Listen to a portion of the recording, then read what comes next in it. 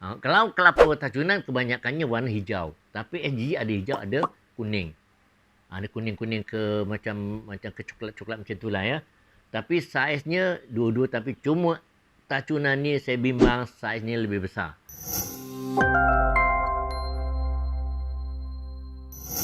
Okey, Assalamualaikum warahmatullahi wabarakatuh. Terima kasih atas soalan tersebut ya. Baik, ada dua variety yang kita nak tanam tentang kelapa. Kita ambil dua variety itu, tacunan dan juga SGG. Mana satu yang terbaik? Saya jawab, masing-masing ada kebaikan dia, ada kelebihan ya.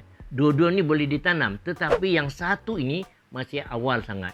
Nak bagi satu rumusan sama ada boleh ke tak boleh. Cuma dalam tanggapan saya, yang satu ini dalam belum dapat bagi satu jawapan yang paling kata orang ni memuaskan ya. Saya ambil perbezaannya. Baik, dua-dua ni boleh ditanam sebab dua-dua ni jenis pokok yang ori, bukan kacukan seperti mata ya. Bila ori lahir saja dia akan buahnya kita boleh semai balik macam biasa juga ori, macam kampung, dia tak berubah. Cuma kita nak sifat-sifat yang kita kaji. Baik, saya cerita berkenaan dengan kedua-dua pokok ya. Pertama sekali, SGG dah lama bertapak di negara kita. Cuma orang tak berkenal, tapi sekarang dah tahu SGG 2 tahun setengah dia boleh berbuah. 2 tahun setengah boleh berbuah. Mata sekitar 4 tahun. Ya, kampung 4 tahun dan ke atas.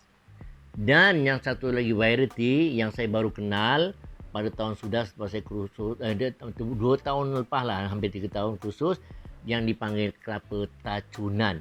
Bukan kelapa negara kita. Kalau SGG negara kita lah. SGG tacunan daripada Filipina masuk ke Thailand dan akhirnya sampai ke negara kita. Buah dia lebat, buahnya besar, buahnya macam-macam lah, lambat tinggi. Tapi bila kita buat kajian, kita ambil kesimpulan. Jadi kajian saya, yang satu pihak dah berhasil, yang satu pihak belum sebab belum cukup matang. Belum ada 2 tahun yang panggil tacunan.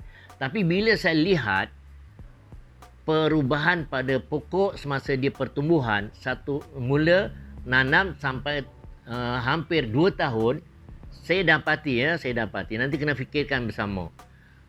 SGG ni pokok dia sederhana, memang buahnya sederhana, dia boleh mencapai 12 biji dan ke atas ya pertandan. Saiz pun okey, isi pun okey, tebal. Cantik.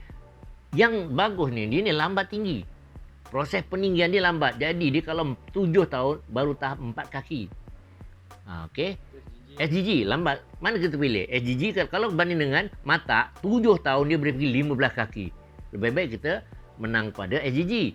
Tapi bila kita berbanding dengan tacunan, ini agak masalah. Sebab saya tanam tacunan ni dah 2 tahun. Rasa-rasanya dia belum buah lagi. Tapi pokoknya besar dan gemuk. Hijau, cantik. Okey, tapi takutnya bila dahannya besar, dia punya pelepah besar, biasa buah besar. Bila buah besar, pertandan dia sikit. Automatik sikit. Mungkin hanya 8, maksimum 9 pertandan. Kalau ada 2 tandan, baru dapat 15 hingga 18 biji contohlah. Tapi kalau SGG 12 hingga 15, dah dapat 24 hingga 30. Kalau jual pun sebiji RM1, dah menang SGG. Okey, itu rumusan saya lah. Saya tak kata yang mana satu. Kena fikir sama-sama mana satu terpulang. Kalau kelapa tacunan kebanyakannya warna hijau. Tapi SGG ada hijau, ada kuning. Ada kuning-kuning ke macam ke coklat-coklat macam itulah ya. Tapi saiznya dua-dua, tapi cuma tacunan ni saya bimbang saiznya lebih besar.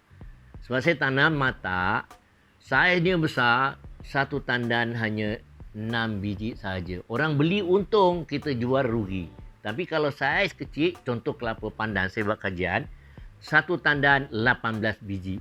2 tandan 36 biji. Kalau jual RM1, satu pokok dah RM36. Nampak ya? Jadi ini saya tak komen mana-mana, terpulang pada individu yang mana nak pilih. Dua-dua kelapa cantik.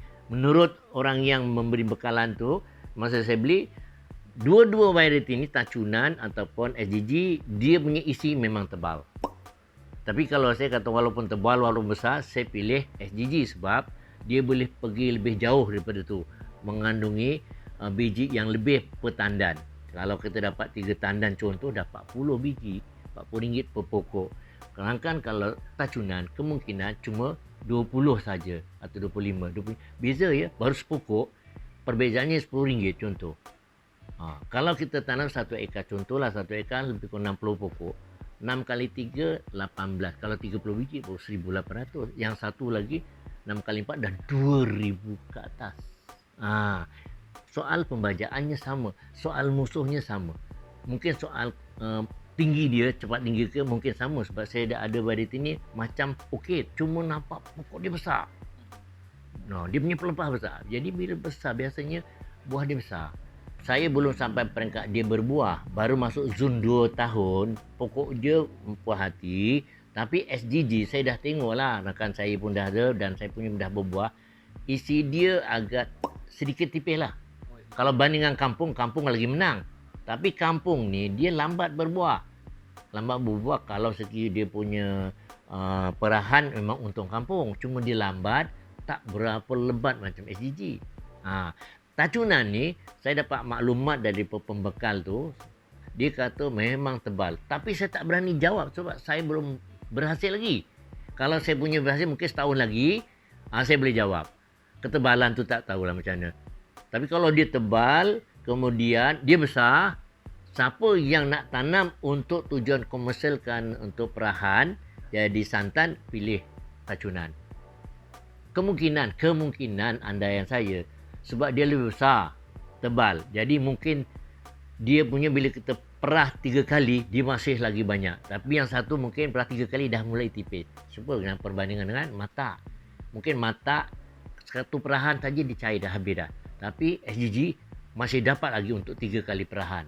Contoh, maka kalau kita nak buat apa-apa, nak beli, nak buat perniagaan, untunglah yang mana tebal, mana banyak santannya.